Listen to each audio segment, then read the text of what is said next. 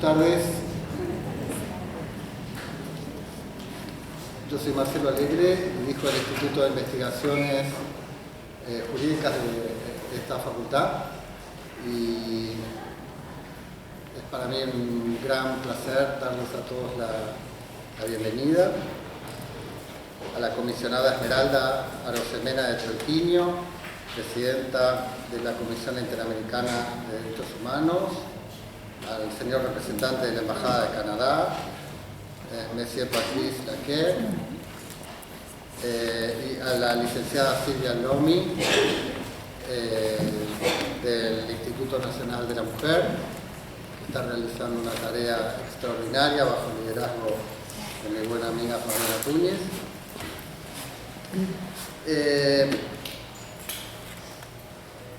Nuevamente simplemente darles la bienvenida, espero que este conversatorio sea del interés de todos ustedes, lo descuento. Esta facultad tiene un viejo compromiso con los derechos humanos y con el sistema interamericano de derechos humanos. Bajo el liderazgo de Mónica Pinto, esta fue una de las primeras instituciones universitarias que estableció la materia de derechos humanos como una materia obligatoria, hace ya muchísimos años. Tenemos una maestría en Derecho Internacional de los Derechos Humanos. Hemos creado hace ya 3 o 4 años un centro de derechos humanos que está lleno de efervescencia y de actividades. Así que bueno, se trata un poco de cumplir uno de los roles que las facultades de Derecho deben tener en una democracia constitucional, que es ser uno de los pilares que sustenta la estructura de los derechos humanos. Las facultades de Derecho tienen mucho para hacer. Nosotros tenemos clínicas de derechos humanos, tenemos un consultorio jurídico gratuito que yo me arriesgo a decir que debe ser el más grande por su volumen, por la cantidad de gente que atiende en el país, seguro, y tal vez en América Latina. Y por otro lado también un gran compromiso con el sistema interamericano de derechos humanos, manifestado en muchas acciones, proyectos de investigación, etcétera, etcétera. Y sobre todo, creo yo que, y esta es una de las, digamos, a futuro, los desafíos, el sistema de derechos humanos necesita de una academia jurídica independiente que lo ayude a mejorar, ¿verdad? Es decir, que es muy importante distinguir la crítica destructiva que tanto hemos escuchado al sistema interamericano de derechos humanos de la crítica leal, de la crítica que apunta a mejorar el sistema. Creo que ese es uno de los aportes que esta y otras instituciones de enseñanza jurídica tienen que cumplir.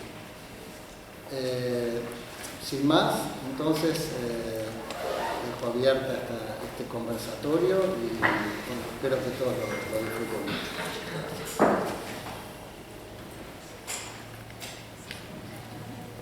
Ahora.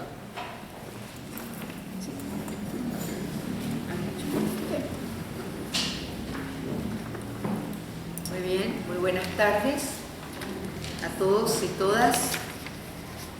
Quiero expresar en primer lugar mi gran satisfacción de poder estar en un aula tan significativa, en una universidad de tanta proyección, no solo en su país, sino en la región. Decía Marcelo la importancia que tiene para la Comisión tener el espacio en la academia, porque se constituyen, se convierten en no solo el aliado en el que uno está con una expectativa de apoyo en la investigación, sino también de compromiso directo de la academia para abordar los temas que desde sus universidades se proyectan como función de país, y eso para la Comisión es muy importante. Quiero expresar el saludo respetuoso a Marcelo Alegre en su condición de director del instituto, a Patrice Laquer, es nuestro aliado, un aliado importante, porque a través de la Embajada de Canadá hemos tenido oportunidad de desarrollar un proyecto como el que hoy quiero compartir con ustedes algunas cosas.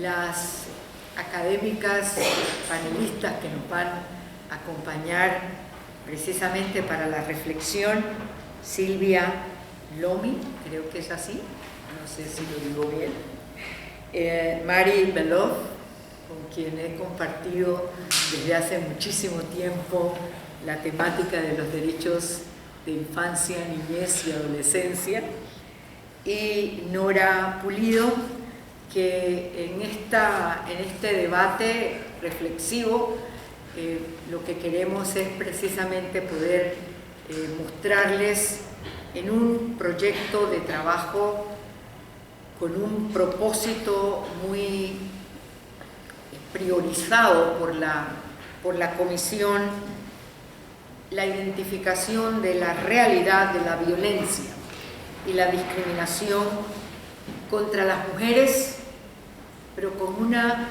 muy especial identificación de las niñas contra las niñas y las adolescentes. Y lo que representa precisamente hoy desafíos, esta es una expresión que se usa mucho, desafíos, avances y desafíos. Lo usamos mucho porque forzosamente tenemos que ver qué está pasando, qué pasa hoy. Y la respuesta cuando uno hace esa interrogante es que necesitamos enfrentar desafíos. Voy a poner en el contexto de nuestra visita a Chile y Argentina. En esta oportunidad estamos la Junta Directiva de la Comisión Interamericana, el comisionado Joel Hernández, la comisionada Antonia Urrejola, van a acompañarnos mañana en los eventos que vamos a tener para conmemorar una fecha muy importante para Argentina, los 40 años de nuestra visita. Y poner en este contexto los 60 años de la creación de la Comisión Interamericana.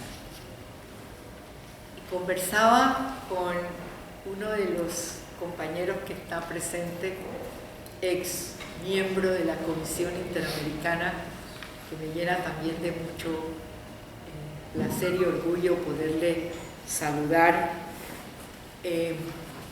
La visita a Argentina por parte de la Comisión en 1979 no solo marcó para Argentina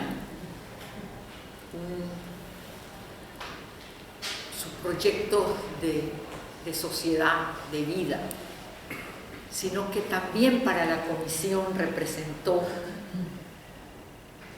el fortalecimiento de una entidad que empezaba y que asumió con mucha entereza una situación muy difícil en materia de violación de derechos humanos. Y tenemos nuestros instrumentos interamericanos muy puntuales. Comienzo con la Carta de la Organización de los Estados Americanos, que fue aprobada, sabemos, en la conferencia celebrada en Bogotá en 1948, con un espíritu de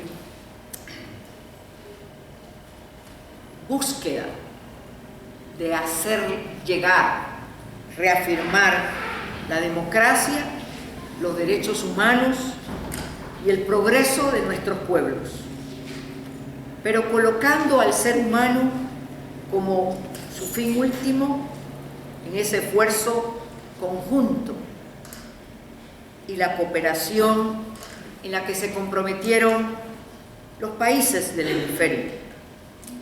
En esta misma conferencia fue aprobada la Declaración Americana y este constituyó el primer instrumento internacional de derechos humanos, instrumento que reconocía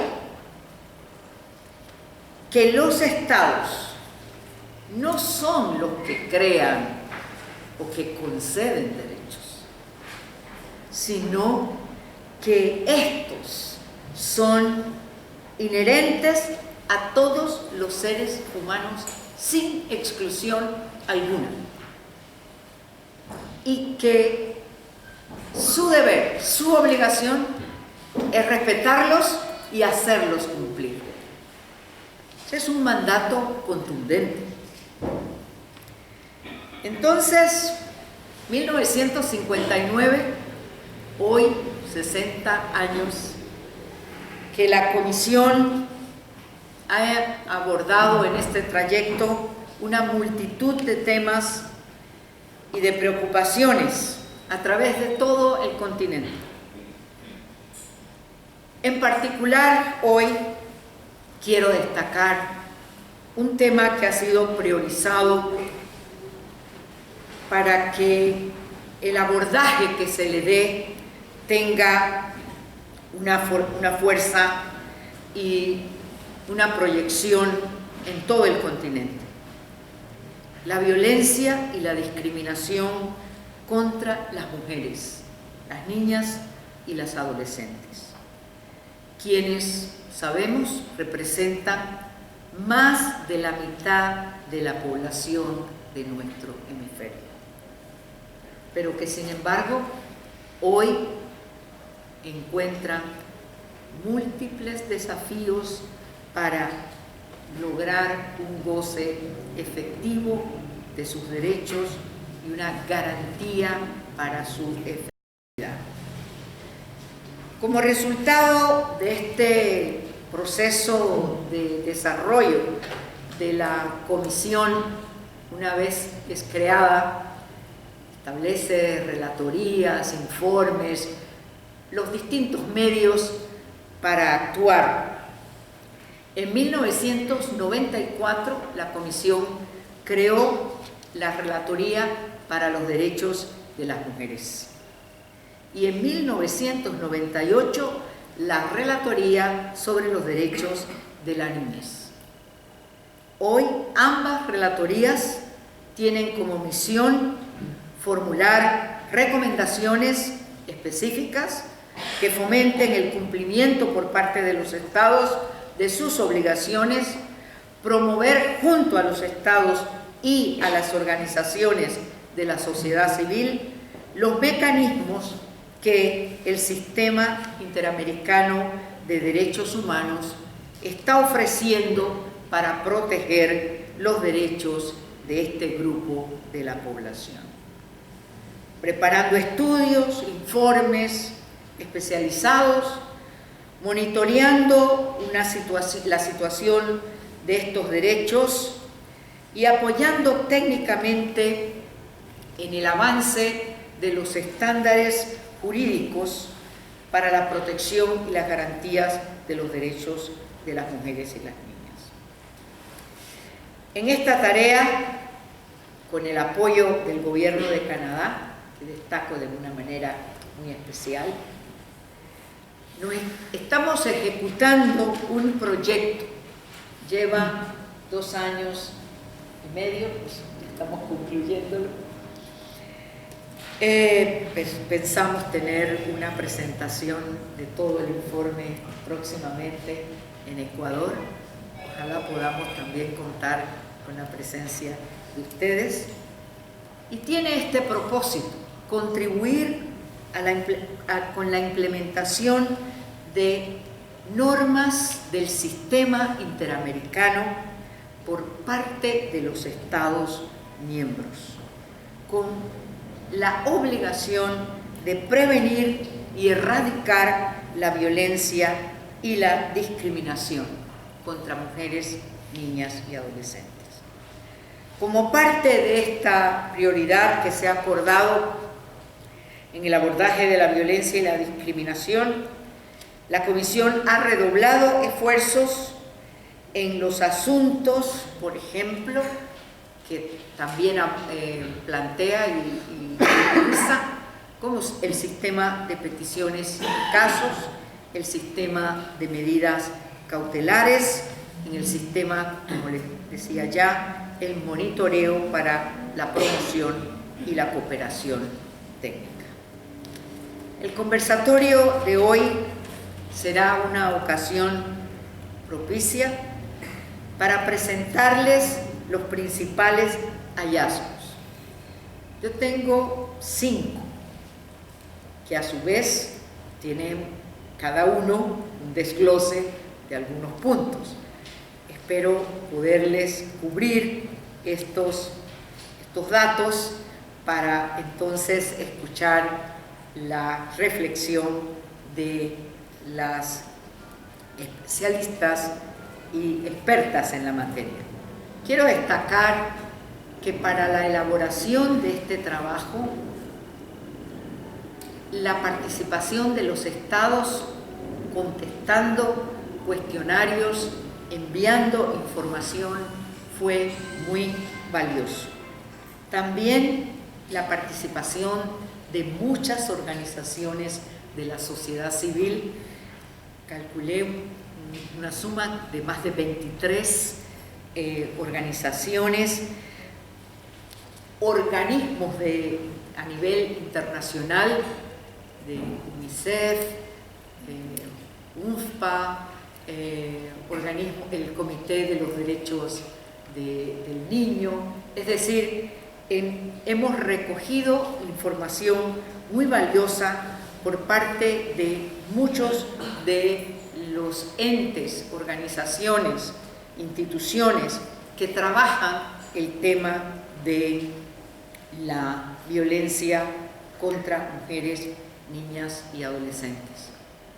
Y en estos hallazgos, que tengo 5, el quinto está dirigido a identificar algunas prácticas, algunas buenas prácticas que nos permiten buscar o encontrar que sí hay vías, hay caminos.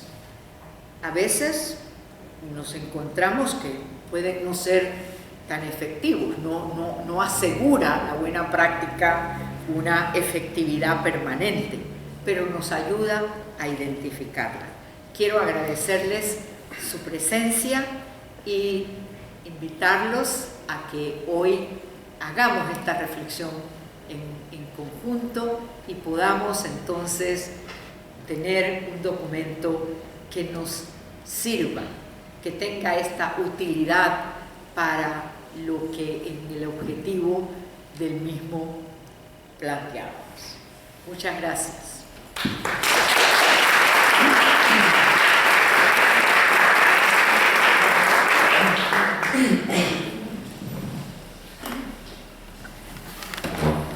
Yo soy Patrice Sacar, soy el consejero de Asuntos Públicos y Políticos en la Embajada de Canadá. Señora Presidenta, señor Director, señoras y señores, en primer lugar me gustaría comenzar agradeciendo a la Comisión Interamericana de Derechos Humanos por realizar este conversatorio en el marco de su 60º aniversario. También quería agradecer al Instituto y a la Facultad de Derecho para tener eventos así. Yo también me gradué en Derecho de una facultad que es muy comprometida con los derechos humanos. John Humphrey, que fue uno de los autores, era profesor en mi facultad, autor de la Declaración Universal de Derechos Humanos, y agradezco mucho a la facultad de tener eventos así abiertos al público. Más importante aún, me gustaría agradecer a la Comisión por su liderazgo en el avance de los derechos de las mujeres y la igualdad de género en las Américas.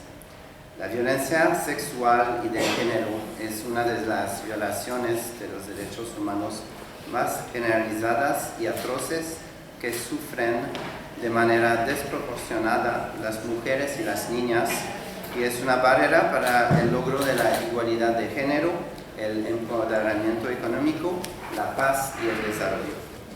Canadá condena en los términos más energéticos todas las formas de violencia contra las mujeres y niñas donde sea que ocurra. Reconociendo el valioso trabajo de la Comisión y sus relatorias sobre los derechos de las mujeres y de los niños en esta área, Canadá ha proporcionado una ayuda de $2 millones canadienses durante 3 años al proyecto Lucha contra la discriminación y la violencia contra las mujeres y las niñas en América Latina y el Caribe.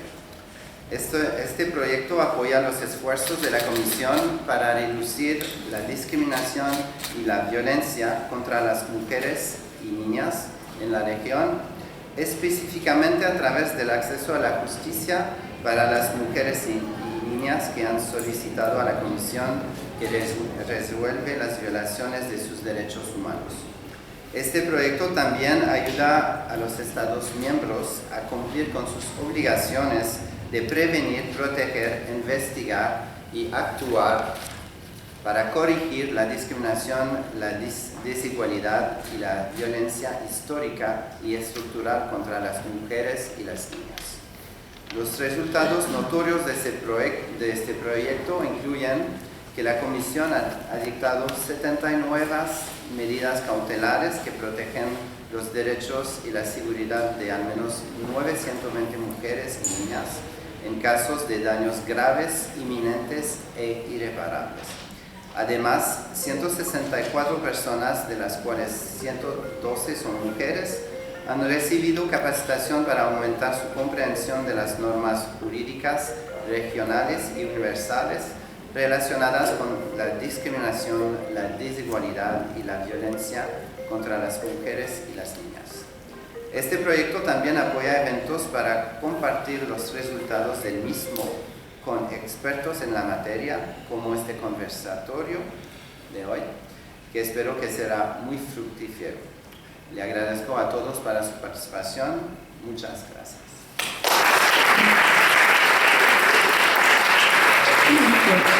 Entonces, a continuación, aprovecho también para mencionarlas a las panelistas que van a venir inmediatamente a ocupar el estrado. Por un lado, la licenciada Silvia Lomi, que ya mencioné, del Instituto Nacional de la Mujer; Nora Pulido, coordinadora del colectivo de Derechos de Infancia y Adolescencia de Argentina; y la profesora Mari Belov, que es profesora titular de Derecho Penal y Procesal Penal de la Facultad de Derecho. Y va a moderar Lorena Ballardini, que integra junto con Laura Pautazzi el programa de Género y Derecho de la Facultad de Derecho, que realmente están haciendo historia con muchas de las reformas que están impulsando dentro de la facultad. Muchas gracias.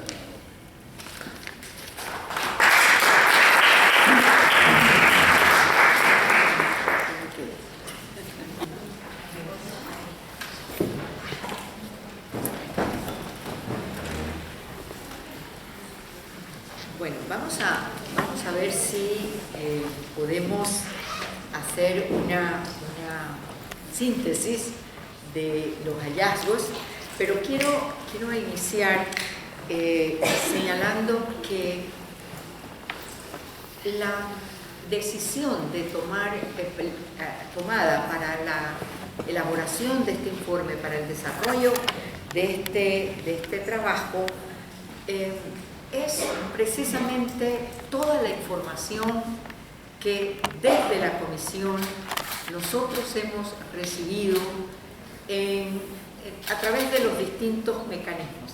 Se señalaba el número de medidas cautelares que se han dado, mujeres que han estado directamente afectadas en sus derechos, y la Comisión determinaba la importancia de reconocer que a pesar de los instrumentos interamericanos y los instrumentos universales en el reconocimiento del derecho de la mujer a vivir una vida libre de violencia, de cualquier forma de violencia.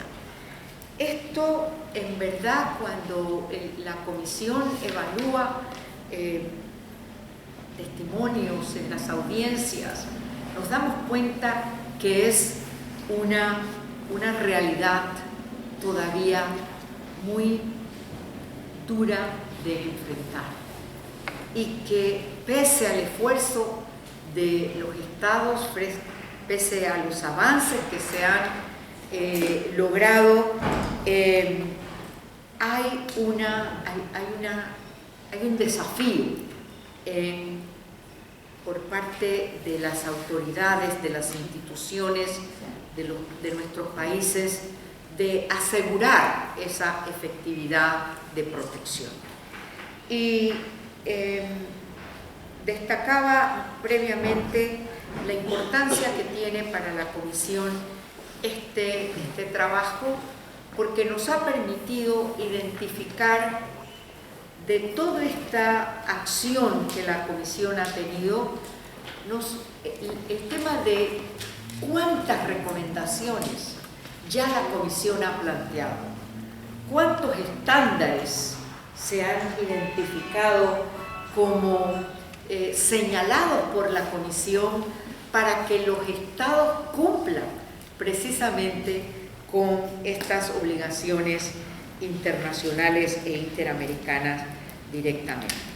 Yo quiero destacar que el aporte de los propios estados, el reconocimiento de la situación en sus países, nos obliga a encontrar en el debate y en la reflexión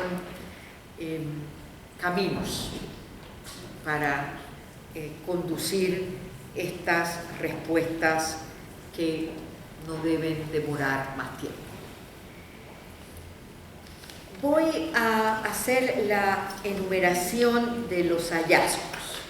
El primero lo he identificado como la invisibilización de las necesidades específicas de las niñas y las adolescentes.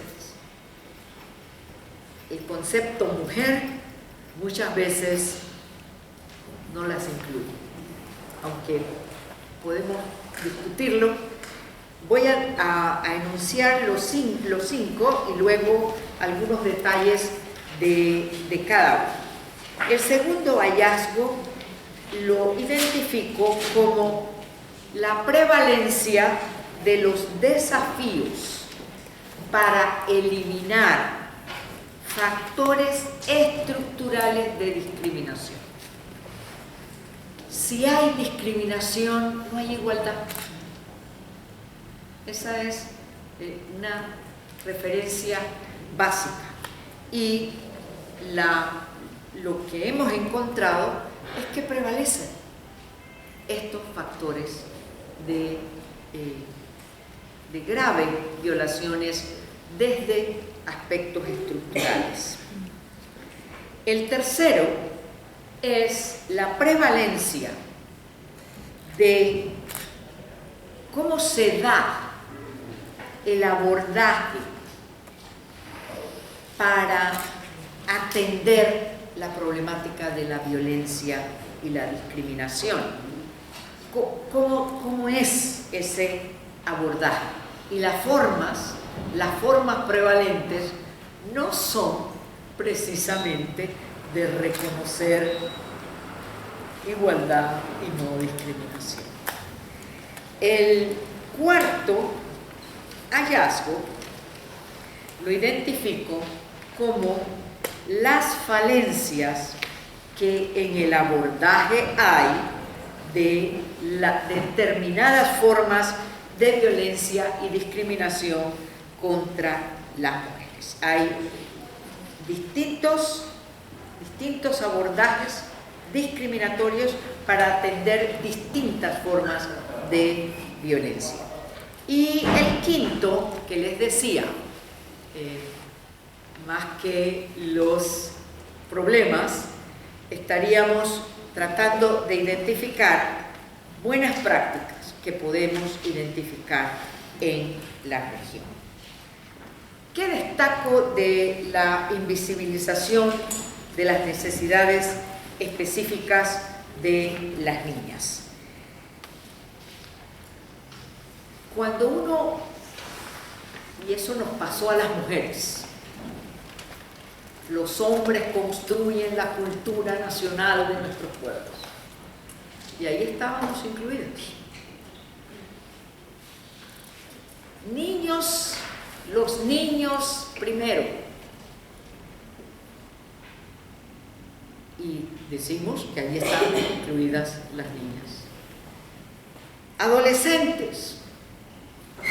Cuando hablamos de adolescentes pensamos en los chiquillos, en los muchachos, en los chicos, no en las chicas. ¿Y cómo esto se traduce a formas de violencia? Y podemos identificar varios. El tema del matrimonio infantil. ¿Qué está pasando? ¿Cómo es posible que en el continente tengamos un reconocimiento del matrimonio infantil? Dicen, no, eso no es así. Las niñas de 5 años no se casan, pero se casan las de 14. Uniones de hecho de niñas de 14 años.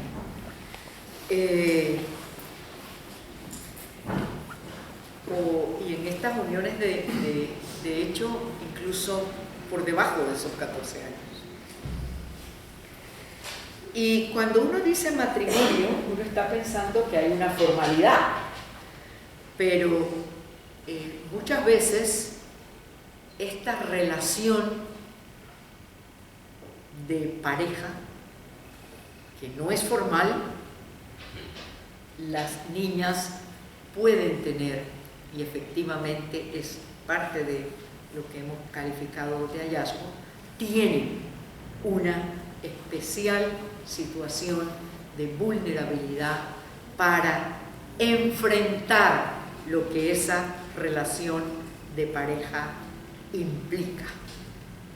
Entonces, hay que darle esa visión al análisis que hacemos. UNICEF ha hecho algunos estudios identificando lo que representa precisamente los efectos de las uniones que en el continente no han disminuido en los últimos 10 años, a pesar de que es un tema que ya tenemos en el tapete hace tiempo atrás. Embarazos, yo no digo precoces, porque la palabra precoz, ¿qué es lo que nos dice? Que son las chicas las precoces, están adelantadas. Son embarazos tempranos, donde la vida de esa mujer, la vida de esa niña queda efectivamente destruida. Su proyecto de vida no es posible. Pero el embarazo temprano, aún en condiciones de no violencia, entre comillas, lo que puede representar es la violencia que representa para la niña un embarazo a los 10 años. Nosotros hemos tenido casos de niñas de 10 años que la ha embarazado su padre, dictando una medida cautelar porque la niña tenía, de acuerdo a los informes médicos, el peligro de vida. Y los médicos dijeron que no, que la iban a atender La separaban de su mamá, que denunció el asunto. La mandaron a un centro y tuvo que parir a su hijo. 10 años, con el riesgo de vida. Entonces, embarazos tempranos, pero además con una carga emocional de odio, de dolor, de rechazo,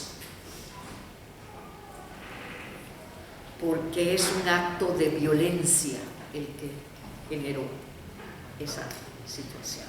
Entonces, ese embarazo, que es el resultado de violación sexual, ¿qué impacto tiene en la vida de la niña? Ese caso que les señalo, ella no puede tener a su hijo, a la abuela, no quiere. ¿Podemos censurarla? ¿Podemos realmente censurar a esa madre?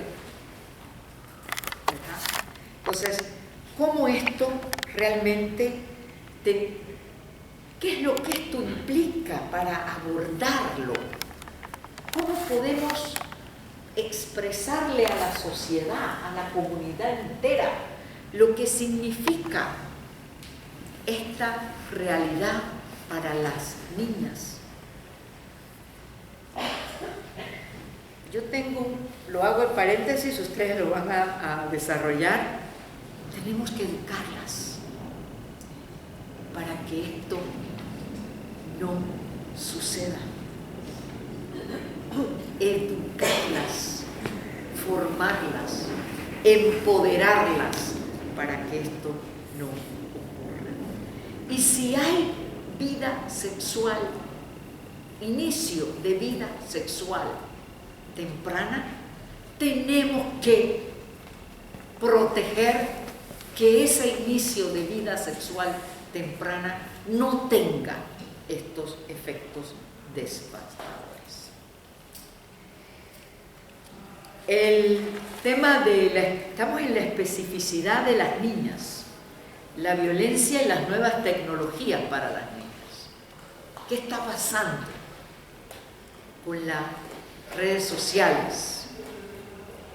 Eso nunca fue un problema para mi generación de niñas. Yo llegué a ver televisión cuando tenía no sé cuántos años.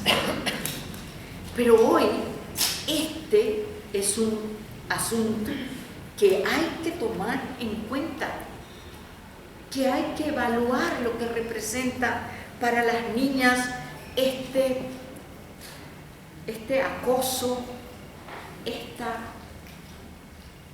explosión de la sexualidad. Cuando hablo de la necesidad de informar, de formar a la niña en una situación de seres humanas que somos, las humanas que somos, tenemos, así como los hombres humanos, el desarrollo de nuestra sexualidad. Y eso tiene que tener la formación con mayor habilidad, con mayor experticia de cómo vamos a proteger el derecho de estas niñas a que esa posibilidad del desarrollo de su sexualidad no sea una forma más de violencia. Y sabemos lo que le está pasando hoy a las niñas en el tema de las redes sociales, lo que esto tiene. Y hay un efecto muy puntual que hemos identificado también, los suicidios de las chicas.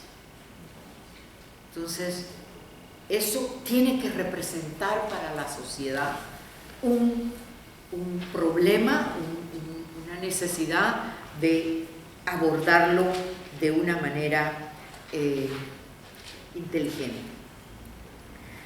Eliminar los factores estructurales de la discriminación. Esto es una tarea larga porque esta es la historia milenaria de la discriminación. El hecho de colocarnos en estas posiciones de subordinación, de asimetría, de poder, no hay duda que están hoy todavía presentes. Ha habido una evolución, es cierto, hay un avance, pero cuando evaluamos hoy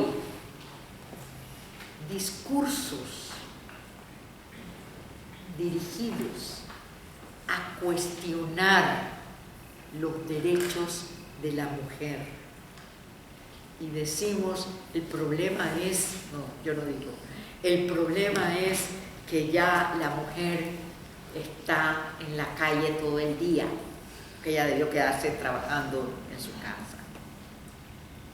Esos son los patrones que van colocando en las estructuras. Y cuando hablamos de estructuras, ¿de qué hablamos? ¿De qué estamos hablando cuando se hablan de factores estructurales? Es la educación, es el sistema de salud, es el sistema político, es la ley, es la iglesia, las creencias, son factores que están dirigiendo hoy intolerancia, incomprensión, poder, el poder de, que fue propiedad privada del amo y señor, el cuerpo de la mujer. Y por eso hoy todavía sigue siendo un problema estructural. Yo no sé qué tiempo, pero yo me emociono tanto que voy a avanzar. Hay leyes discriminatorias, aunque digamos que hemos avanzado. Hay países que aún con leyes que están eliminando, que están penalizando la discriminación sigue. ¿Por qué? Porque hay obstáculos para erradicar estos patrones. Eso es un gran desafío que hay que atender y que estructuralmente el punto clave es qué está pasando con el acceso a la justicia de las mujeres en estas condiciones de discriminación y de violencia. Eso hay que atenderlo. Formas prevalentes de atender la violencia. Tercero, el tema de los feminicidios o femicidios, como ustedes lo identifiquen, muertes violentas que efectivamente se dan por ser mujer. Eso no podemos, hoy, siglo XXI, por ser mujer. Y es este concepto de propiedad, de poder, para someter. Es que la ama mucho. Te amo, pero te voy a matar. Eso no es amor. Punto. Eso es otro elemento el que está en juego en esa relación y que efectivamente lo que genera el efecto es la muerte o la destrucción psicológica, física de una persona. En este tema, énfasis. Hay países hoy que tenemos una gran preocupación, la desaparición de mujeres, pero particularmente la desaparición de niñas. En México hay 6.000 niñas desaparecidas. No sabemos dónde están. Sus madres buscando a sus niñas. Entonces, eso hay que atenderlo de una manera también muy puntual.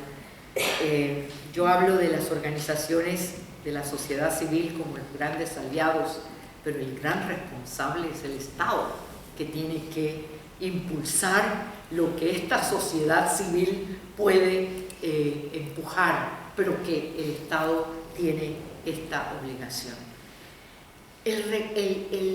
La naturalización de la violencia sexual contra las mujeres o contra las niñas.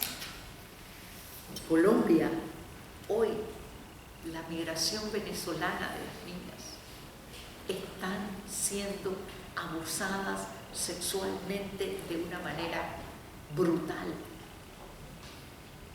Entonces, son los temas que hoy necesitamos que el informe debe tener un valor y es el clamor acá a mis queridas compañeras, que se convierta en una herramienta para actuar, sociedad y Estado. El 4, la falencia en el abordaje de cierta forma de violencia. Solo menciono la palabra violencia obstétrica. Es una situación grave. Hay muchas mujeres que han vivido y están viviendo esta forma de violencia. A considerar. El crimen organizado, otro elemento. ¿Cómo se está abordando la política de seguridad respecto al derecho de las mujeres y cómo en este contexto de la criminalidad organizada están siendo afectadas por el sistema de seguridad y el sistema judicial? La criminalización del aborto en todas sus formas, aún en aquellos países donde hay el reconocimiento legal de causas. ¿Por qué? ¿Por qué no se alcanza esto como un derecho? ¿Cuáles son los elementos que hay que están en juego? Les hablaba de estos grupos que están reclamando con argumentos y discursos de odio y de control respecto de las mujeres y de lo que al inicio les decía, lo que para la situación de las niñas en estado de embarazo, lo que representa precisamente esta posibilidad de la interrupción voluntaria del aborto. Buenas prácticas, hay muchas iniciativas, hay mucho trabajo de la sociedad civil, hay una identificación de aspectos que se pueden establecer, están en las leyes para prevenir directamente. Argentina tiene un ejemplo de normativa. Lo que tenemos que preguntar, ley y realidad, ley y aplicación. Leyes relativas a la formación de las personas, de las instituciones. Las instituciones tienen la responsabilidad de formar a sus integrantes en esta perspectiva del género. Pero entonces ya ahora hay una idea, eso es ideología de género para envolvernos en una, no sé, ¿verdad?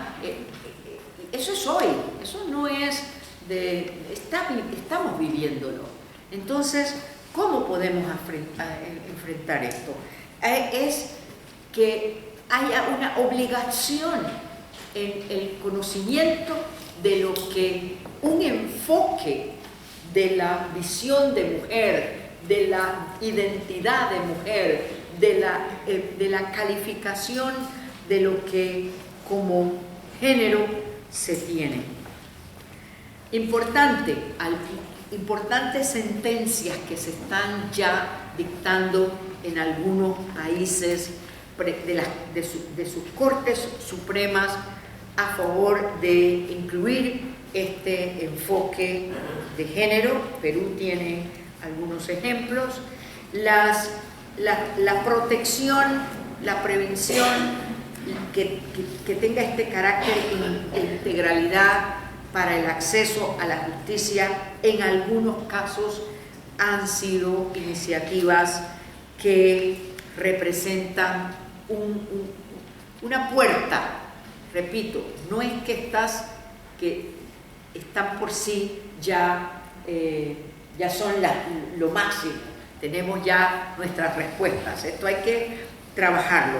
Y hay que, en este tema del acceso a la justicia, el tema de principios claves, o sea, usted tiene que tener una debida diligencia porque si no lo hace su país es responsable.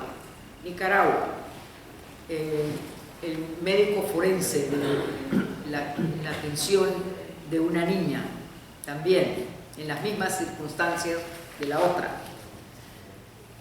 La niña en su testimonio, ya no era niña cuando hizo el testimonio ante la corte, dijo: me sentía violada cuando el médico forense me atendía. El médico del Ministerio Público. Sí, entonces eso no puede ser, y eso obliga al Estado a un trabajo específico. Protocolos de investigación, protocolos de actuación, también son buenas iniciativas. La posibilidad de que las mujeres víctimas tengan la reparación respecto de esa violación de sus derechos. Yo termino aquí con mucha pena, pero yo soy una convencida de lo que necesitamos hacer y a veces me tomo yo la palabra. Muchas gracias y le voy a dar a ustedes la oportunidad de compartir sus reflexiones.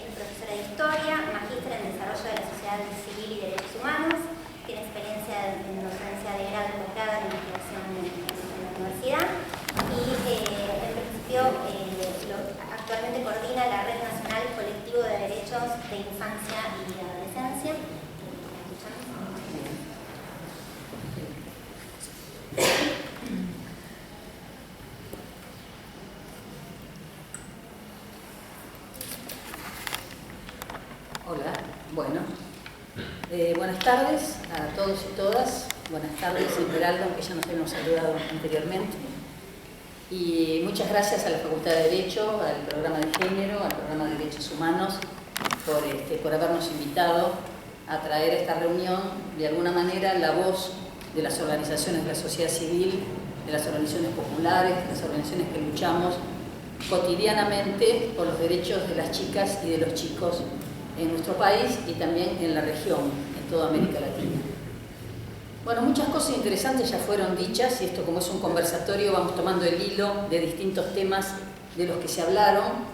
En inicio nos trae buenos recuerdos siempre la Comisión Interamericana de Derechos Humanos, dulces y amargos recuerdos por ese año 1979, cuando vino la Comisión, los que estaban acá en el país, que tenían sus familiares presos, sus familiares desaparecidos, ese fervor por acercarse a la Comisión para llevar la verdad de lo que estaba ocurriendo, los que estábamos afuera viéndolo y preguntándonos qué consecuencias traería eso.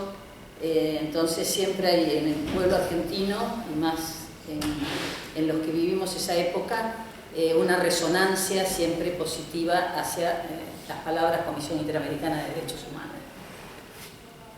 Eso con los recuerdos del marco de los 60 años y los 40 de la visita, me trajo esos recuerdos mientras estaba sentada ahí entre el público. Y también cuando Esmeralda fue narrando desde que se va creando las distintas relatorías, la relatoría de niñez, ¿no? que Esmeralda ejerce ahora además de la presidencia de la comisión, nosotros desde los organismos de la sociedad civil, de los organismos de niñez, siempre buscamos vincularnos, llevando denuncias o inquietudes, o justamente con estos informes como el que hoy está presentando Esmeralda, siempre fueron nuestro interés en aportar y nuestro interés luego en divulgar y diseminar, ¿no? Que esa es nuestra tarea.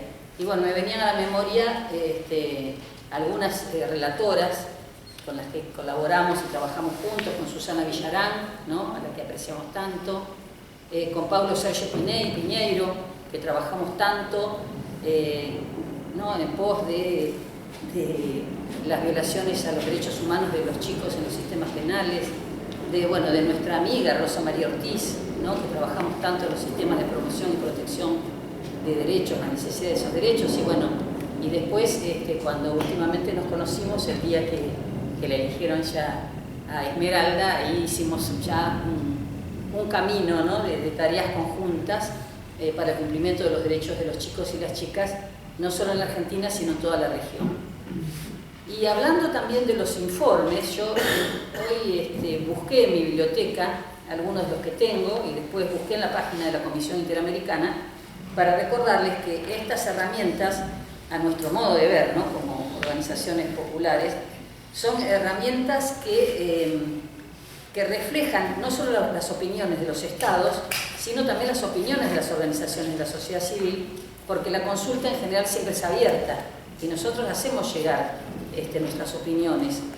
Y estos, digamos, sesudos, podríamos decir, informes, porque son muy profundos y se tardan muchos años en hacerlos, con mucho trabajo de campo, mucho trabajo de investigadores que en definitiva sabemos nosotros que no son tantos, sino que son personas que trabajan muchísimo y nosotros tenemos y participamos en estos informes, ¿no? El informe sobre el castigo corporal y los derechos humanos de las niñas, niños y adolescentes. Por otra parte, los que no lo leyeron se los estoy recomendando para que lo busquen en la página. La infancia y sus derechos en el Sistema Interamericano de Protección de Derechos Humanos. Justicia juvenil y derechos humanos en las Américas. Derecho del niño y la niña a la familia. Cuidado alternativo poniendo fin a la institucionalización en las Américas. Violencia, niñez y crimen organizado. Otro, hacia la garantía efectiva de los derechos de niñas, niños y adolescentes. Sistemas nacionales de promoción y protección.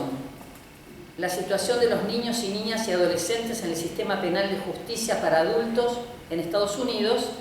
Y hoy el que Esmeralda nos está trayendo, violencia y discriminación contra las mujeres, niñas y adolescentes, desafíos y avances en América Latina y el Caribe. Como ven, es una suma de investigaciones que abordan todos los temas que nos interesan en los que estamos en la lucha por los derechos de los chicos y las chicas. Bueno, ahora a medida que que nos estaba contando Esmeralda algunos hallazgos, algunos puntos, puntos de interés que se fueron encontrando en su investigación para el informe. Nosotros tenemos algo para aportar hoy desde esta charla, desde esta conversación, de también algunos hallazgos que tenemos nosotros de situaciones similares a las que usted señaló en la Argentina, ¿no? Con respecto al hallazgo 1 que mencionó, la invisibilización de las niñas, que la invisibilización viene unida al lenguaje, ¿no? Al genérico masculino que engloba e invisibiliza a las niñas y a las mujeres, a todas. Bueno, entonces el uso del lenguaje inclusivo, desde hace años que venimos, ¿no?, trabajando eso con las gramáticas latinas, ¿no?, de decir todas y todas, niñas y niñas, hasta la invisibilización concreta y real de las chicas que no aparecen claramente ni en las políticas públicas, ni aparecen, y ahí voy a nuestro punto de preocupación, a uno de los puntos de preocupación, no aparecen en las estadísticas. Si nosotros queremos hablar de estos temas que usted estuvo señalando y queremos hablar de niñas, es difícil encontrar a las niñas en las estadísticas, no están.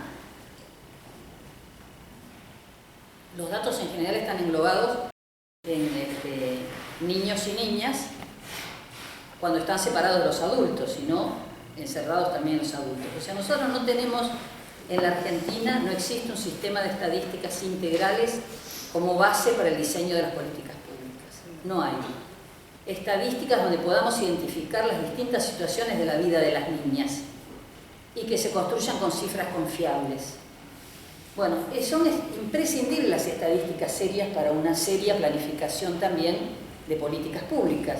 Y eso no existe. Esa es una grave ausencia que tenemos para todos los temas, más aún para los temas de violencia, que son cifras realmente ocultas, que no las hay. Y otro tema que usted señaló, que me parece interesante, voy a pasar al 3, porque en el 2 lo uniré con otros, ¿no? Por ejemplo, en las prevalencias que ustedes encontraron en el abordaje de formas de violencia y discriminación contra mujeres, niñas y adolescentes, yo tomé, por ejemplo, lo que ocurre, las fallas en las prestaciones de servicio de salud hacia las niñas. Esto nosotros lo tenemos probado en nuestras organizaciones. Nosotros somos una red de organizaciones en muchas provincias que trabajan directamente con niños y niñas, y sabemos claramente que hay fuertes carencias en estos aspectos, ¿no? Aunque tenemos las leyes dictadas, hay leyes, no hay mucho avance en la implementación. Me estoy refiriendo a las políticas de salud sexual y reproductiva. Entonces, las chicas no tienen acceso, tienen restricciones por edad, ¿no? No se les asegura que puedan tener una atención libre, sin autorización de sus padres o madres en los servicios de salud, y es muy común, muy extendido, que sean rechazadas si no van acompañadas por algún adulto. Esto está en contra de las normas vigentes, de las leyes, y también es algo que está suficientemente denunciado a la Argentina, dicho a la Argentina, desde las observaciones del Comité de los Derechos del Niño de Naciones Unidas y desde otros órganos internacionales, ¿no? Entonces, esto es tremendamente peligroso para la salud de las chicas, ¿no?, especialmente de las chicas, personalmente, pero también es una falla terrible para el sistema de salud y para los datos de salud, ¿no?, porque hay un enorme crecimiento de enfermedades o infecciones de transmisión sexual, porque no hay acceso a digamos, estas barreras en las atenciones médicas, esta discriminación hacia las niñas, tiene este impacto tan negativo. Con respecto a otro hallazgo que usted señaló, referido a la violencia sexual hacia las chicas, y bastante explícita fue en los casos que contó, También nosotros acá en la Argentina tenemos leyes muy buenas, y vamos a ver el último punto que mencionó, ¿no? Los temas, las buenas prácticas o las buenas leyes. Tenemos bueno, la Ley de Promoción y Protección Integral de los Derechos de las Niñas y los Niños y los Adolescentes, ¿no? Sí. Y tenemos también la Ley para prevenir, sancionar y erradicar la violencia contra las mujeres en todos sus ámbitos.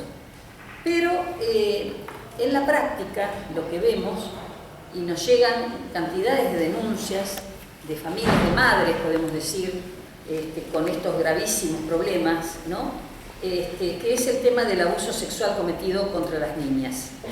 El abuso sexual, que es una violación a los derechos humanos de las niñas, pero la revictimización que estas niñas sufren cuando están en el proceso de judicialización de este delito, porque ¿qué ocurre? Tanto en el proceso penal como en el proceso civil o de familia, en muchísimos casos, en todos los casos que nos han llegado, no se escucha a las niñas. O sea, el derecho de la niña a ser oída, que es un derecho que está en la Convención de los Derechos del Niño y por ende está en la Constitución Nacional, no se respeta. Y en muchos casos hay de parte de los juzgados un uso indebido, un uso y abuso de las normas de derechos humanos, porque ese no escuchar a los chicos y a las chicas, con todo el daño psicológico que eso trae, está a veces embanderado falsamente en el interés superior del niño. Dice que hacen eso por el interés superior del niño, pero en realidad lo que se debiera hacer, primero la persecución del delito y luego la recuperación de las víctimas, ¿no? La recuperación física, psicológica, y que se cumpla realmente con el derecho a ser oídas y entendidas. Y bueno, voy a dar un paso más referido a este tema, que ya Esmeralda lo introdujo con un caso que mencionó, es la cuestión que nos lleva ahora a ver cuando en los casos de abuso sexual ocurre un embarazo y esa doble y triple revictimización de la niña hace que se le niegue, ya que la barrera esté ya no en el Poder Judicial, porque la Suprema Corte de Justicia, por el fallo FAL, deriva estos casos directamente al sistema de salud, y sin embargo el sistema de salud no atiende esto, que es un derecho, porque el aborto no está prohibido de manera absoluta en la Argentina, sino que hay excepciones desde el año 1921, y sin embargo estas niñas, cuando hablamos de niñas, como dijo Esmeralda, estamos hablando de niñas de 10, 11, 12 años, menores de 14. Son cerca de 3.000 niñas, 2.500, 2.700 por año, que tienen hijos, ¿no? Se le dice niñas madres, más específicamente tendríamos que decir tempranas adolescentes madres, obligadas, cuando sabemos que en la mayoría de los casos son víctimas de abuso sexual, muchas veces intrafamiliar. Entonces nos golpeó muy fuertemente en estos últimos años, ¿no? A través de las notas periodísticas, pero este último año, con el caso de la niña de la provincia de Jujuy, el caso de la niña de la provincia de Tucumán, que le han denominado el caso Lucía, ¿no? Obligadas a ser madre contra su voluntad. Los hospitales demoraron el acceso a la ILE y sometieron a las niñas a cesáreas en plazos de gestación en que los fetos no son viables fuera del útero. O sea, doble, triple, cuádruple revictimización, someterlas a una operación. Entonces, en ambos casos, los dos casos que señalo a modo de ejemplo, porque ya digo que son más de 2.000 por año, las niñas fueron víctimas de violencia sexual y luego fueron víctimas de violencia institucional al haber sido sometidas a la tortura de un parto obligado y ser forzosamente convertidas en madres. Estas niñas no solo están afectadas por el trauma de haber sido víctimas de abuso sexual, a ello se les suma el trauma de ser víctimas de tortura por parte del Estado, el trauma de ser madres forzosamente a una edad en que ser madre podría ser parte de un juego. Y finalmente el trauma y como la denuncia pública por la muerte de las neonatas, ¿no? Y que forzosamente fueron hijas que ellas sin deseo materno en esos días, ¿no? Bueno, como el punto 5, ya cierro, el punto 5, ¿no?, que Esmeralda nos dijo sobre las buenas prácticas, por supuesto vemos con beneplácito, con alegría las buenas prácticas señaladas como buenos estándares. Nosotros tenemos leyes muy buenas, lo que nosotros queremos, deseamos y exigimos como colectivo de derechos de infancia y adolescencia es que las leyes se cumplan en todo el país. El federalismo, que forma parte de la historia de nuestro país, no tiene que ser un obstáculo para el cumplimiento de los derechos humanos.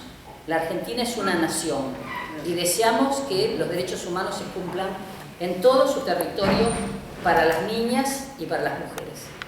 Bien. Gracias.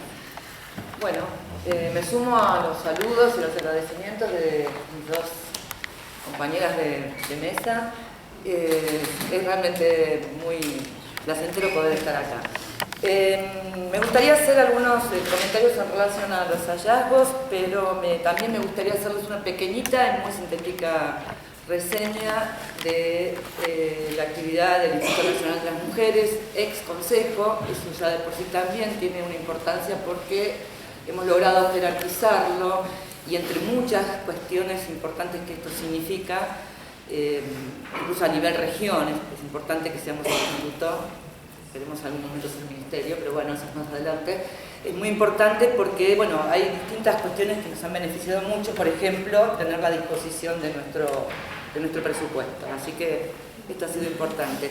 Y en ese marco hemos trabajado arduamente y creo que uno de los dos puntos importantes han sido los planes que hemos llevado adelante. Uno es el Plan Nacional contra la Violencia, que hemos instalado a partir del 2016 y que consta de 69 medidas y 137 acciones, y dentro de estas acciones les comento brevemente algunas que tienen que ver, por ejemplo, con la línea 144, que ha sido, no sé si ustedes conocen, la línea 144 es una línea de atención gratuita para todo el país, las 365 días del año, que brinda una asistencia de orientación y de escucha activa y a través de profesionales muy bien capacitados, porque eso ha sido otro de las cuestiones que hemos trabajado fuertemente en las capacitaciones de quienes atienden la línea, que son en su mayoría abogadas, psicólogas y trabajadoras sociales, algunas terapeutas ocupacionales y algunos títulos terciarios, pero todas muy capacitadas en la problemática de la violencia. Y esto para mí ha sido muy interesante, más allá de las cifras y de cómo esto ha crecido en cuanto a la atención. Creo que lo interesante es todo lo que no sabemos que puede brindar la línea, porque una línea de atención no podemos medir qué prevenimos con esta línea, qué pasó con esta mujer que al escuchar o al preguntar o al informarse, qué decisión tomó, y muchas veces esas decisiones pueden haber significado un cambio rotundo en su vida y muchas veces una diferencia entre la vida y la muerte. Y esto no es solamente una frase, sino tiene que ver con todo lo que se ha trabajado en la línea durante este último año. A su vez a eso se le suma un equipo de estrategia, de litigio estratégico, que interviene a demanda de quienes llaman en el seguimiento de estos casos. Muchas mujeres se les sigue asistiendo luego de que han llamado por primera vez o segunda vez, si están de acuerdo en ser contactadas de vuelta para ver si funcionó, si las orientaciones que se les dio, si el recurso sirvió, etcétera, etcétera. Y esto ha significado en estos años 13.000 intervenciones, nada más que con las intervenciones de quienes han llamado a la línea. Por supuesto, el número de mujeres y personas de otros sexos que han llamado es muchísimo mayor, que también es interesante porque no es una línea de urgencia en el momento crítico, sino que muchísima gente llama y puede informarse sobre cuestiones que tienen que ver, por ejemplo, con los tipos y modalidades de violencia, cosa que desconocíamos muchas personas. Siempre cuento que hay una chica que llamó porque yo estaba cerca preguntando qué nos parecía que el compañero le había bloqueado la tarjeta y ahora le pedía la clave del Banelco porque él se iba a ocupar. Dice, porque me parece que esto me parece violento y no sé, de algo me hablaron de la violencia económica. Bueno, la verdad que descubrió que sí, que estaba sufriendo violencia económica y otras violencias, porque ninguna violencia viene sola, ¿no? En el tema de violencia de género. A su vez, la importancia de lo que hablaba acá la estimada Esmeralda, de lo que tiene que ver dentro del plan con la posibilidad de tener atención por parte de abogadas y abogadas, que creo que es importantísimo y todavía sigue siendo un gran desafío. La verdad que la palabra desafío cubre todas las carencias que tenemos todavía, la gran cantidad de carencias que todavía tenemos, pero bueno, es la mejor palabra para decirlo, ¿no? El cuerpo de abogadas y abogados para mujeres en situación de violencia de género, que el Ministerio de Justicia, a través de una inversión de 8 millones de pesos, celebró distintos acuerdos con casi el 88% de los colegios de abogadas y abogadas de todo el país, y esto va a permitir una asistencia gratuita y realmente de calidad a las mujeres en situación de violencia, que hoy está todo colapsado en realidad, ¿no? Más allá de que pueda haber deficiencias de calidad, hay muchos profesionales excelentes, pero bueno, realmente está bastante colapsado. Otra cuestión importante que hace a la cuestión federal y a esto de escucharnos y vernos todas las mujeres en todas nuestras problemáticas es haber instalado fuertemente el Consejo Federal de las Mujeres, donde participan todas las provincias y la ciudad de Buenos Aires, y esto ha permitido que podamos trabajar en conjunto con las distintas realidades, porque es cierto que no es lo mismo la situación de una señora en Palpalá, Jujuy, que en La Pampa, que en Cava, y cada una debemos trabajar con las cuestiones locales, los recursos locales, pero con una visión que nos unifique y que nos permita a todas avanzar en estas cuestiones de la erradicación, de la prevención, la asistencia y la erradicación de la violencia. Asimismo, la importancia de la sociedad civil, hemos logrado armar un consejo consultivo y hoy contamos con 2 representantes de organizaciones de cada provincia para que puedan participar y tener voz en casi todas las cuestiones que trabajamos desde el instituto. Otro de los trabajos que creo que tienen que ver con esto de poder estar en territorio, no solo lo digo desde Nación, sino de las provincias, fue el fortalecimiento de las áreas mujer de todo el país, y se impulsó también el fortalecimiento de muchas ONGs. Les cuento que esta información, para quien le interese, lo pueden encontrar con cifras, que no las voy a decir ahora porque son medio aburridas, con cifras incluso también con las inversiones en dinero, ¿no? En nuestra página del Instituto Nacional de las Mujeres.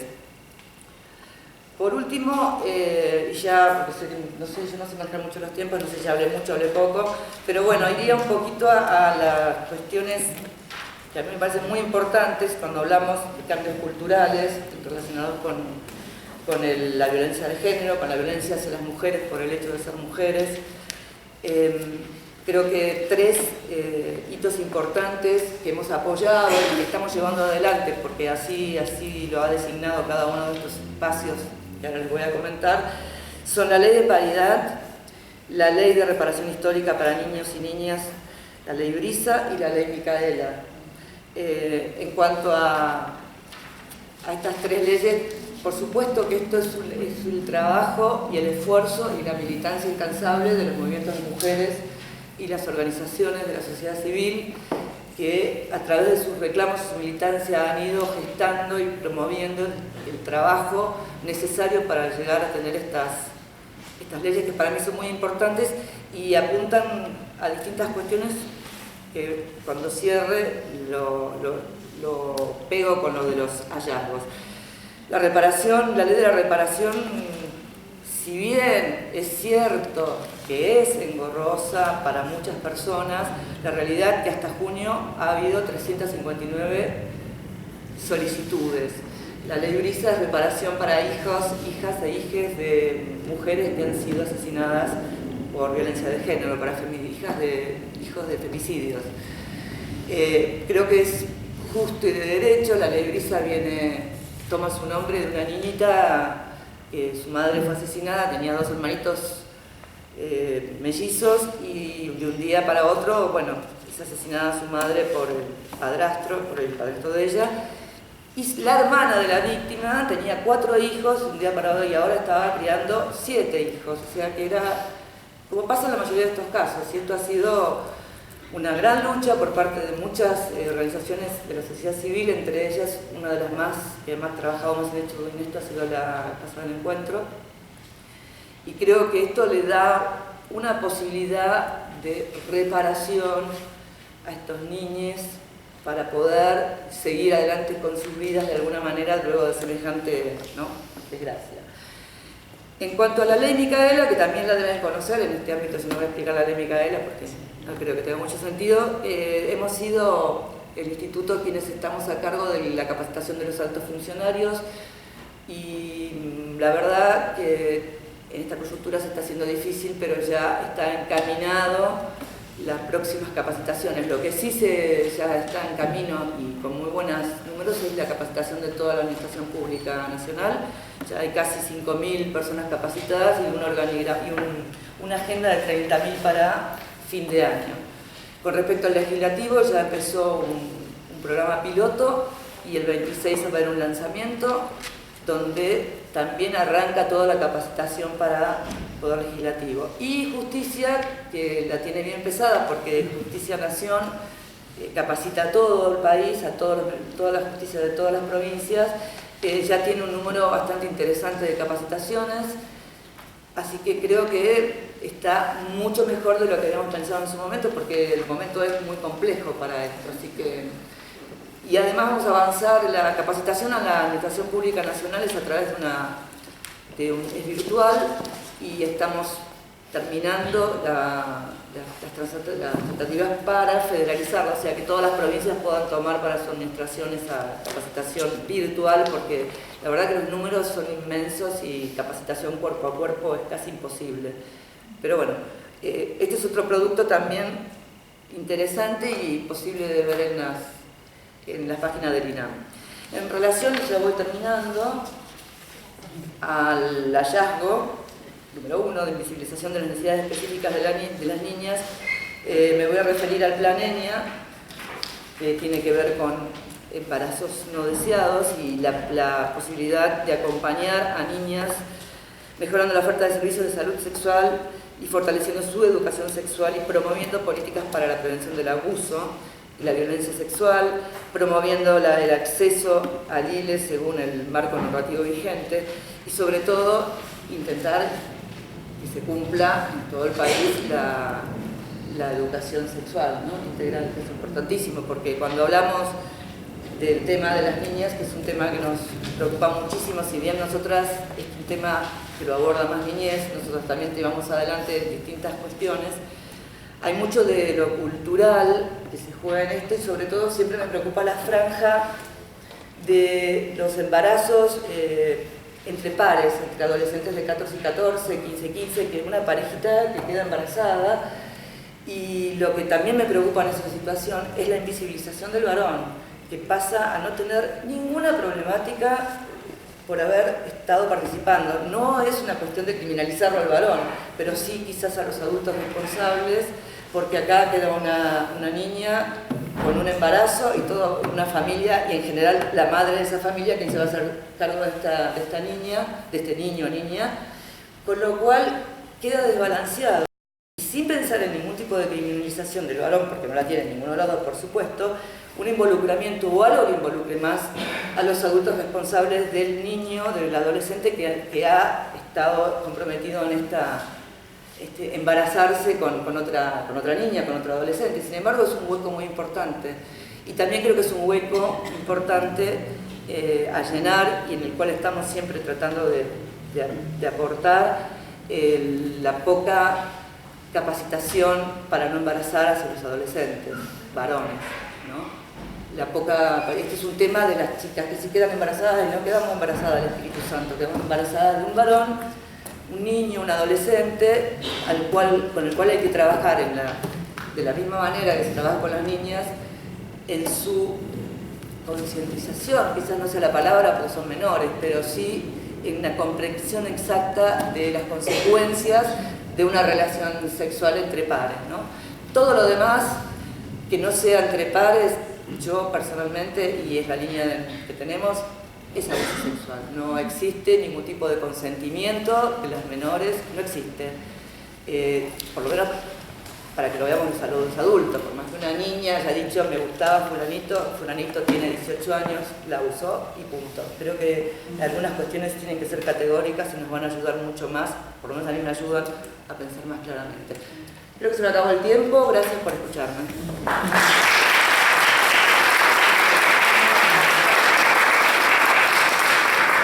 Muchas gracias. Bueno, y le damos espacio a la última de las panelistas. Ella es Maribel Off, es abogada y doctora en Derecho Penal por la Universidad de Buenos Aires.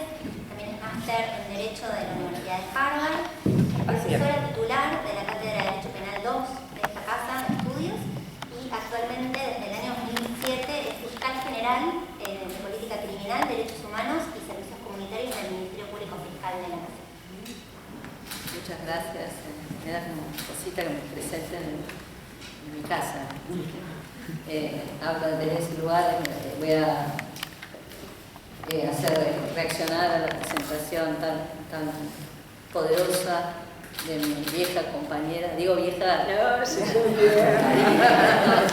de tantos años de recorrer juntas y en mi caso de aprender de una maestra de los derechos de los niños y de las niñas, así que no puedo decir que esté contenta porque tener que, cada vez que, todo el tiempo estamos con estos temas, pero también como volver a verlos aún en algo conmigo no es motivo de alegría, pero bueno, con todo que podamos reencontrarnos porque se mantiene la preocupación por hacer del mundo un lugar mejor, es algo que en algún sentido compensa, ¿no?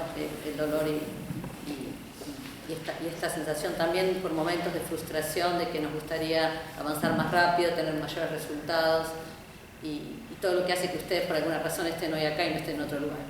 De modo que en ese espíritu y aclaro desde mi posición como académica en la mesa, creo que en ese carácter fui invitada, y en la línea del señalamiento que hizo nuestro director del Instituto de Investigaciones, el profesor Marcelo Alegre, en el sentido de que el deber de nosotros los académicos y los académicos de universidades nacionales o públicas en América Latina es acompañar al sistema interamericano desde una, si es una, por supuesto las loas y los reconocimientos por el enorme trabajo que dijo la representante de la sociedad civil, pero también de algunas miradas con las que, como crítica, me gustó la expresión crítica leal, dijo él. Bueno, en todo caso, con esa intención van mis comentarios a la presidenta y a todo el equipo que trabajó en el informe. Voy a intentar hacerlo más, están ya todos cansados, así que muy esquemática. Obviamente, mi primera observación es que el tema que tiene que ver con mi trabajo académico no está planteado como hallazgo. Yo supongo no tuvimos oportunidad de hablar por qué razón la posición de las niñas en la justicia juvenil no ha sido incluida. Supongo que porque hay informes de la comisión, intuyo que esa es la explicación, pero de todos modos me llamó la atención que en el resumen ejecutivo o en lo que la comisión considera relevante no se pusiera en particular, no se hizo un señalamiento particular sobre la situación de las niñas en la justicia, digamos, más allá de lo que es específico del documento. También en relación con el documento, bueno, me dio mucha satisfacción encontrar que la comisión toma en este informe aquello que hace ya no tantos, pero algunos años habíamos señalado en el sentido, la primera vez que yo tuve que pensar la cuestión de las niñas en la justicia juvenil, que ya no es la primera vez que lo confieso, pero lo vuelvo a decir, y en este salón, como profesora de Derecho Penal y dedicado muchos años al derecho de la justicia juvenil, yo no había pensado la singularidad de las niñas en la justicia juvenil, hasta el día que alguien, desde una mirada, desde el lugar del género, me dijo, bueno, entonces ¿por qué no te fijas eso? Y ahí empecé a ver los problemas que había, antes no lo había observado. Y en ese momento me di cuenta, tuve el insight de esta situación que está muy clara en el documento, en el sentido de que como punto de partida, yo lo diría como un dato de vulnerabilidad estructural o casi del orden de lo ontológico, las niñas parten de una posición aún peor que los chicos, en el sentido de que como inicio tienen una vulnerabilidad esencial, fundamental por ser menores de edad y además por su condición de género. Ese es el punto de partida. Y entonces por eso están en una situación que requiere de parte del Estado, de todos los sectores, pero en particular del Estado, las obligaciones del Estado positivas hacia este grupo especial y de inicio doblemente vulnerable son mucho más intensas. ¿Sí? Digamos, la Comisión lo toma como, me parece que es la lectura que hace el Corpus Juris es muy importante que esto aparezca con tanta claridad en el documento. La segunda cuestión a la que quería reaccionar es una cuestión vinculada, y es claro que no está así en el documento, pero se plantea así en las conversaciones en relación con las niñas, con los niños en general, pero con las niñas y el tiempo, que es el tiempo que es ese territorio de la subjetividad, aunque todos lo midamos igual, ¿no? Entonces, como suelo decir, probablemente ustedes el tiempo que lleva que yo hable lo perciban de una manera más pesada que ahora que yo estoy hablando, ¿sí? Porque bueno, el tiempo es ese territorio sensible, como decía Julia Kristeva, que hace que define tanto a los sujetos.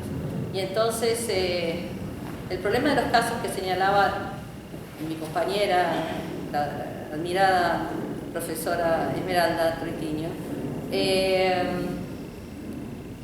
es del horror por todo lo que ella dijo, pero que no deja de perder carácter trágico porque se trate de una chica de una edad mayor.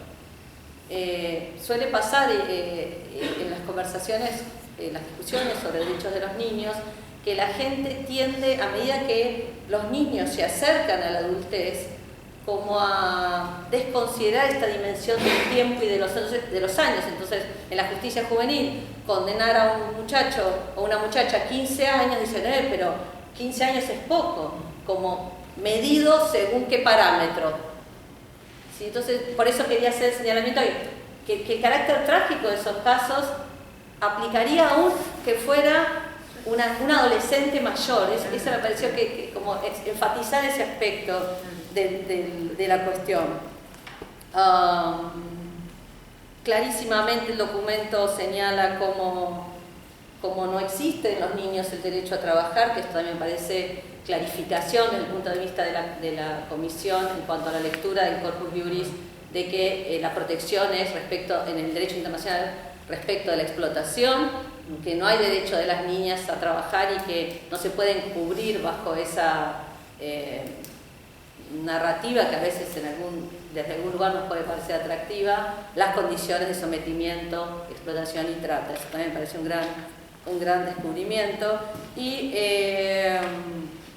hay un tema, y les pido disculpas porque no lo discutimos, yo hice mi reacción por lo que me mandaron, por ahí, claro, es una lectura sobre el documento, ¿sí? Probablemente haya buenas razones que expliquen por qué está así, pero ahí encontré una suerte de superposición entre lo que ustedes llaman el hallazgo 2 y el hallazgo 3.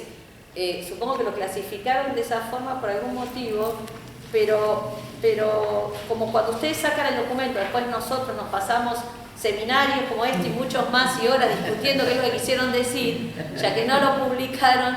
En todo caso debe haber buenas razones por las cuales que se explica que lo hayan puesto de esta manera, nos ayudaría a conocerlas, porque me dio la impresión de que se trata de categorías comunes y que no pertenecen a espacios excluyentes y exclusivos, pero capaz que es un problema mío de lectura. Y finalmente, en cuanto al documento, más allá de una reflexión de cierre, ¿me quedan cuántos minutos? Genial. Entonces, solo con la ley, ya que fue mencionado y con la importancia, además lo dramático de los hechos que dan origen, que motivan a nuestros legisladores a, en vez de ir, siempre llegar tarde, ¿no? Es muy importante, pero que sería genial que alguna vez pudiéramos anticiparnos, pero bueno, como sea, llegamos. La necesidad de poder, como en esta idea anticipatoria, y ya que logramos todo lo que mi compañera que está sentada a la izquierda les contó, intentar darle una vuelta nueva, superadora, a lo que tiene que ver con los entrenamientos, porque a veces en las burocracias del Estado suele haber una suerte de ok, cumplimos, y una lectura un poco, si quieren, superficial de lo que significa la capacitación, que probablemente en la idea de generar impacto ese objetivo no se cumpla, sino que se cumple con el aspecto formal de la exigencia. Entonces, bueno, nosotros nos sentimos bien de que hacemos las capacitaciones, pero me da la impresión de que deberíamos imponernos una carga un poco más alta, en el sentido de también ver qué logramos con estas capacitaciones y ajustar un poco más para que sean cambios realmente actitudinales, no solo de ese magistrado o esa funcionaria que, sobre todo funcionarios, pero bueno, podría pasar, que cuando resuelve, invoca los tratados de derechos humanos y derechos de las mujeres y las niñas para resolver en contra, como se señaló también, de estos grupos que requieren protección especial. O sea, que formalmente fue entrenado y sabe cuál es el tratado, pero la lectura que hace es una lectura que profundiza y hace que sea permanente el abuso, la opresión y el sufrimiento real de las niñas y las mujeres. Y entonces, solo en los minutos que me quedan, porque es el tema que yo específico, en el que puedo mínimamente hacer un comentario también de contenido de mi área disciplinar, y que señalé al comienzo por la ausencia, que es la cuestión de las niñas en la justicia. Y bueno, ahí ustedes saben o es conocido que las mujeres también, pero las niñas sobre todo, esto que el informe llama invisibilización responde en rigor a un soslayamiento que digamos que es curioso, porque las niñas desde el punto de vista empírico no aparecen en números significativos en la justicia mínimamente como perpetradores, y un poco más como víctimas, bastante más como víctimas, pero de todos modos es una incidencia significativa que quizás explique por qué la política pública no singulariza, y ciertamente la ciencia penal no considera en absoluto. ¿Sí? Es muy reciente la reflexión criminológica, de la teoría penal no existe, pero al menos criminológica, sobre la posición de las niñas en la justicia y como las niñas víctimas. Entonces me parece que ahí tenemos nosotras una responsabilidad de empezar a ponerle cabeza, dedicarle tiempo y a generar mejor teoría que sea el sustento de una política pública más robusta. Y es terrible, porque cuando empezamos a preocuparnos o cuando empezamos a teorizar en los peores escenarios, que es ya cuando la niña es víctima, o ahora, porque ahora hay más niñas perpetradoras de delitos, entonces ahora empezamos a reflexionar sobre eso. De modo que ahí creo que tenemos nosotros un problema, ya casi del orden epistemológico, que en la universidad y en la facultad deberíamos considerar. La jurisprudencia en este sentido, la jurisprudencia de la Corte Interamericana ha tenido avances extraordinarios. Este es un punto que el informe considera, a mí me parece, obviamente porque mi lectura es una lectura jurídica, no solo, lo que quiero plantear es jurídica, pero quiero capturar, si puedo, la dimensión simbólica y performativa de lo que la Corte Interamericana decide. Esto, que la Corte Interamericana en los últimos años ha sacado todas estas sentencias, ha significado un cambio muy importante en la conceptualización de estos temas en nuestra región, pero no solo un cambio jurídico.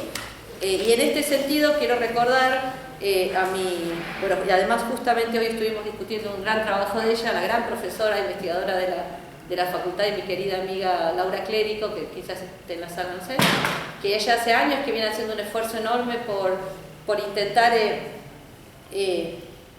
entender qué es lo que la Corte Interamericana nos quiere decir y señalar y exigirle a la Corte Interamericana, la sociedad civil nos exige, y bueno, nosotros los académicos le exigimos a los tribunales, a todos los tribunales internacionales, que sean más claros en esta señalamiento de cuáles son las condiciones de desigualdad estructural, ¿sí?, que es en la que están las niñas, como dije de inicio, que en parte explican todo esto que estamos viendo, pero sobre situaciones sobre las que nosotros tendríamos que tener mayor oferta y más claridad para intervenir. Pero también la Corte tiene que ser interamericana, tiene que ser más precisa sobre eso. Finalmente, una atención que ciertamente no es probablemente competencia de la Comisión. De hecho, cuando lo intentamos hacer con la opinión consultiva 17 nos salió medio patinado.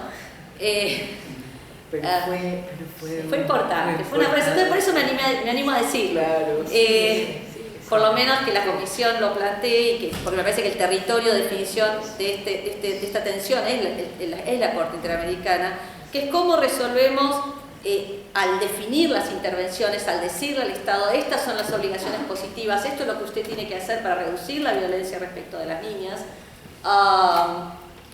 cómo resolvemos las tensiones entre aquellos casos de paternalismo justificado, ¿sí?, de prevalencia de la mirada del derecho a la protección especial del artículo 19 y todas otras normas, con una adjudicación que también considere grados de autonomía de las niñas.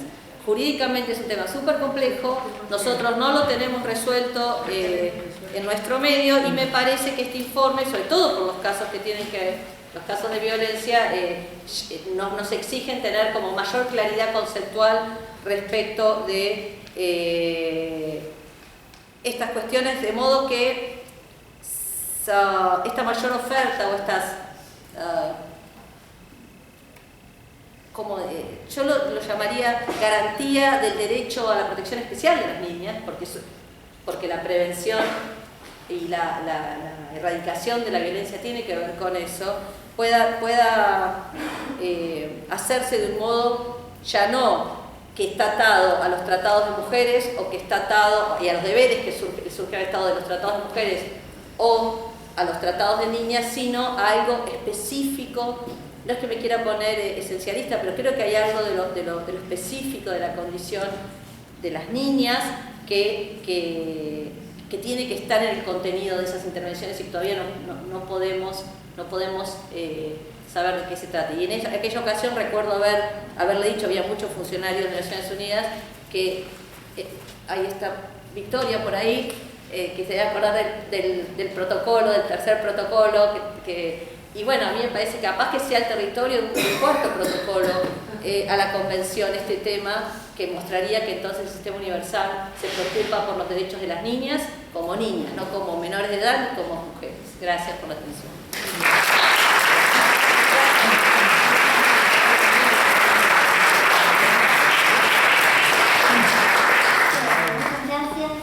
La verdad, con tiempo cumplido, les agradecemos a todos y todas que se quedaron hasta el final. No sé si la presidenta quiere mencionar con unas palabras finales o me gustaría unas palabras finales, no solo para agradecer, sino para destacar la importancia que tiene precisamente una posibilidad de escuchar, de debatir, de comentar, porque sí, la clasificación del hallazgo es un poco arbitraria, pero si ustedes ven, era mucha información que dentro de cada hallazgo teníamos queríamos comentar.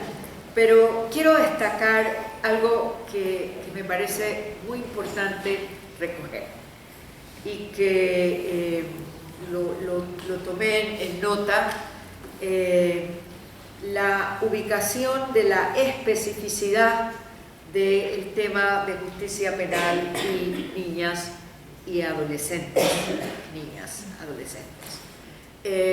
está identificado en nuestro informe de violencia, niñez y crimen organizado. Creo que es un punto que debemos retomar. Pero el punto esencial de